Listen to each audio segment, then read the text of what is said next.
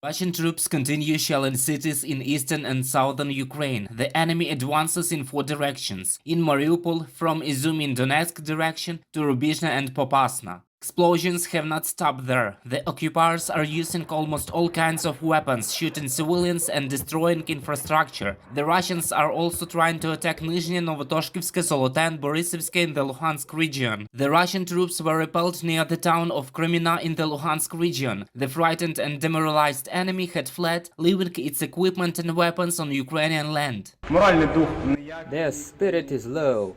They are afraid of us. We are biting them, striking them. They only flee. The Russian military conducted airstrikes on the railroad in Donetsk region, temporarily blocking evacuation trains. However, traffic has already been resumed. The Oskil water reservoir in the Donetsk region has shallowed. This happened due to the blowing up of the dam, which caused the Suversky Donetsk River to overflow its banks. Local residents call it a real environmental disaster. The enemy continues to attack the long-suffering city of Mariupol, but our defenders fight back. This footage shows how the Azov regiment destroys enemy tanks, and civilians continue to leave the city. 3,256 people left Mariupol and Berdyansk the day before. Locals on their way out of town captured footage of the ruins of what one of the schools had become, and published a video of what it was like before the arrival of the so-called Russian world. In Odessa, a missile launched from the sea hit the infrastructure facility, the South Operative Command said.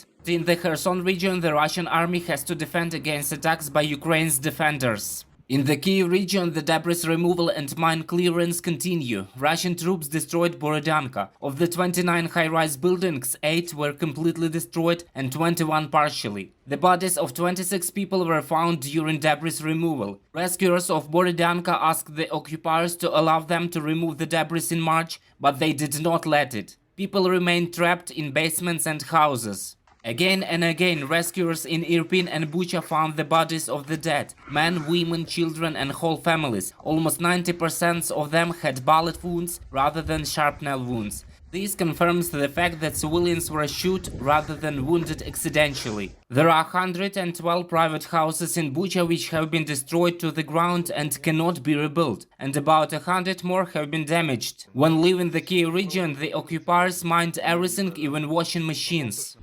The fishing line is tied to the disc, stretched, and leads to this board. Tightened behind the board is under the truck. The occupiers left many such gifts in the Sumy region. However, it is completely liberated from the Russian troops. But it is still too early to return home, local officials say. After all, it will take time to demine the territory.